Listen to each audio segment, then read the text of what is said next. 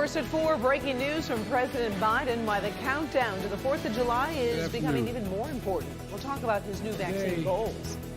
One of the suspects in an alleged plot to kidnap Governor Whitmer is brought to Michigan, where that case stands this afternoon. Good afternoon, Ben. Hey, Karen. Your rain chances won't let us out of their sight. We're going to get wet again before the sun goes down. We'll time that out, and some changes to Mother's Day weekend as well. Paula? Michigan's teacher shortage hits a critical mass, and we've now hit the point where we have run out of road to kick the can. We're going to take a look at some recent research that just doesn't bode well for our children. Local 4 News starts now with a breaking news alert. Good afternoon. Let's start with breaking news from Ann Arbor Township. 2 people are dead after a rollover crash on North US 23 near Plymouth Road. Police say an SUV was heading south when it crossed the median and then struck a semi-truck. 2 people in that SUV died from the crash. No word on the condition of the semi-truck driver. Both directions of US 23 will be closed for a few hours as police investigate the crash. Meantime, traffic is being directed off at Getty's Road. We'll have updates as they become available. We also have breaking news from President Joe Biden as he sets a new vaccine goal. He wants 70% of Americans to have at least 1 dose of a coronavirus vaccine by July 4th. We were initially focused on getting enough vaccines for every adult. Well, we did that. We have enough vaccines. Now that we have the vaccine supply, we're focused on convincing even more Americans to show up and get the vaccine that is available to them. If we succeed in this effort, as we did with the last, then Americans will have taken a serious step towards a return to normal. The president says the next phase will focus on making vaccines more accessible and convincing people who are reluctant to get their shots. The government has launched a new website to help you find a location near you at vaccines.gov. Or you can text your zip code to this number, 438-829, 438-829. You'll get a reply with locations near you that have vaccines available. The White House is also gearing up to vaccinate children from 12 to 15 years old if they are approved for a vaccine. We're sorting through the president's plans right now. We'll have more at 5. From Macomb County to this neighborhood on Detroit's west side, we're tracking efforts to get more people vaccinated against COVID-19 here in Michigan. The city has people going door to door to spread the word about Detroit's neighborhood walk-in clinics. It's all about boosting the city's lagging vaccination rates with some one-on-one attention. Plus, $50 debit cards are available if you bring a Detroit resident to get a shot if you are part of the Good Neighbor program. Meantime, today the mass vaccination site at Ford Field started giving out the 1-dose Johnson & Johnson vaccine. The site is also distributing second doses of the Pfizer vaccine to anyone who needs one, no matter where they got their first shot. You do need to wait 3 weeks between those shots and bring your vaccination card with you. Ford Field is also now accepting walk-ins 7 days a week between 8:30 in the morning and 7 at night. FEMA is in the final few weeks of this operation. It's scheduled to close the vaccine site on May 17th. Well, let's move over to Macomb County this afternoon, where elected leaders came together today to urge everyone to get vaccinated. Kimberly Gill with the latest. And Kim, they're emphasizing how easy it is for anyone who wants a vaccine to get one. Karen, good afternoon. Yes, Macomb County leaders say it was a big challenge early on to get shots into arms. Now they believe there's more supply than demand. Their new push includes making vaccinations available at 14 different sites across the county. Same-day appointments are available. So far, about 49% of Macomb County residents have had at least 1 dose of the vaccine, with 38% fully vaccinated. County officials say seniors have done their part, with more than 70% already vaccinated. But County Executive Mark Hackle says there's still a whole lot of work to do. There is no law mandating it, so people, have a right to make a choice and make a decision. But understand, here in Macomb County, we are going to continue to try to make it available for folks not just coming to this facility. We're putting it in the neighborhoods. We're taking it out with our outreach that we have, whether it's the congregate care, people that are homebound. So there are plenty of opportunities. Anybody that wants to get vaccinated, there is an opportunity to get vaccinated. Hackle says the county's COVID trends are moving in the right direction. Test positivity rates and hospitalizations have gone down slightly due to more people getting vaccinated. Karen, we'll keep you posted on these efforts. For now, we'll send it back to you. All right. Thank you. Right now, we are going to check in on the entire state's vaccination rate. Governor Whitmer using that number as a barometer for reopening Michigan. This afternoon, just over 50% of Michiganders have received at least one dose of a COVID vaccine. 55% is the first milestone, and that was set by the governor. That's when all business sectors would be allowed to have employees come back to work. We've seen more than 2,500 new cases in the past 24 hours. That is 1,100 fewer than a week ago. We've also seen 126 additional deaths, including 51 from a records review.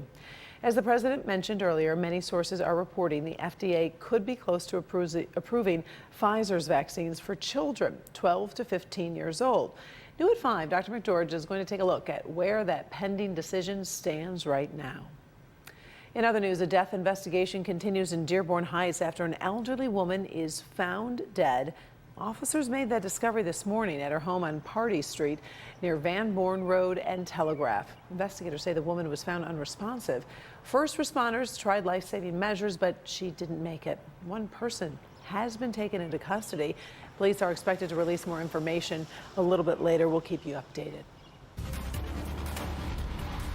Breaking news, Justin, a Wisconsin man, is formally charged in the plot against Governor Whitmer. Brian Higgins had been fighting extradition to Michigan, but dropped his appeal and is now in custody in Antrim County.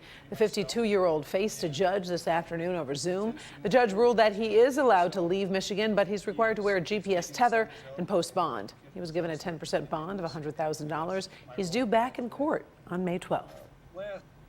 In the first forecast, a few stubborn showers could be hanging around for the next few hours. Let's get out to meteorologist Ben Bailey. So Ben, when will we see the rain, and could some of us be a little lucky and avoid it? Yes, I think the earlier the better if you want to get outside and enjoy tonight, because that rain is going to start arriving probably within the next 2 to 3 hours, depending on where you're at. Temperatures, though, can't quite get to average. In fact, we're barely getting to 60 out there this afternoon. Winds are noticeable. They're not terrible, and they're out of the north-northwest, so not exactly a mild breeze either. Here's the radar, and you can see that area of rain is trying to lift to the north. A little bit more of a dry spot there from between Fort Wayne and Defiance, but we will be seeing that rain push in here again probably by 6 o'clock in the south zone. Everybody will be seeing scattered showers from 8 to about 11, and then by midnight tonight we should be dry. But oh boy, is there more to come? We'll talk about the rain chances yet to go for the week and some big changes to Mother's Day weekend as well in just a few minutes. Karen? All right, thank you very much. On this National Teacher Appreciation Day, we'll be highlighting some local tributes tonight at 5 and 6. First, we're going to take this opportunity to discuss a growing teacher shortage happening in our state. New research shows we are running out of time to find solutions. Paula Tutman spoke with one teacher whose story might just break your heart. Well, we've known about this crisis for a while. Fewer teachers are even coming out of college and entering the pipeline. You can start that conversation there. But now the teacher shortage has really gone beyond the tipping point. The chalk writing on the board is not good. It indicates that Michigan's 1.5 million students are headed for crisis. Schools are having trouble attracting teachers, and they're having trouble keeping the teachers who they're able to attract. The trend is teachers are leaving classrooms faster than they can be replaced. Since August, retirements of teachers in the middle of the school year is up 44% compared to middle of the school year retirements during the 2019 and 20 school year. So there was a significant rise in number of teachers who just quit and left the classroom in the middle of the school year for a variety of reasons. And the districts most likely to suffer more are those districts already suffering most: poor and urban school districts and rural school systems. This according to joint research done by Chalkbeat, an online publication that reports on education across the nation, and Crane's Detroit Business. Teachers are burning out for a lack of support, and in many cases because they don't feel that they have the community at school, the aides, the paraprofessionals, social workers who are able to back up their work and allow them to get on with the fundamental task that they're given, which is to connect with students and facilitate student learning. Owen Bondano is the 2020-2021 Michigan Teacher of the Year, who knows firsthand why many teachers are leaving some school districts because he was one of them. My decision to leave, which came mid-year, had a lot less to do with money and a lot more to do with support. I was in a building where I felt like I was not supported as a professional, where I was being asked to do so many different tasks and wear so many different hats that I would work from the moment I woke up until the moment I passed out on my couch because I was still working, and then I would restart the cycle the next day. I was having breakdowns in my classroom after the kids left, thinking, if this is what education is, it's not for me. And it took moving to a setting where I felt much more supported and where I was only asked to wear, maybe 2 hats instead of 5. And because Owen's story is not unique, it creates more of a problem for districts that likely have more diversity and fewer resources. So it becomes this vicious cycle of losing more teachers because you're losing more teachers. And it becomes very difficult to stop that cycle. And while this is not a new problem, it is a problem in which the can has been kicked down the road for many, many years. But research shows in the state of Michigan, we are out of road.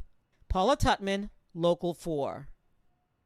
Now, there is some indication federal COVID dollars are being infused into some of Michigan's poor districts, but the question remains, will it be enough, with enough time to entice teachers to stay? Keeping that in mind, colleges and universities are graduating fewer and fewer teachers. Still ahead, here first at 4, a new twist in a celebrity sex abuse lawsuit. The judge has issued an ultimatum to the accuser, who says he was assaulted as a teenager. First, tragedy strikes in an instant. We're learning more about this deadly collapse that took dozens of people by surprise. And is this a hate crime caught on camera? We'll talk about why police are releasing this disturbing video when First at 4 continues.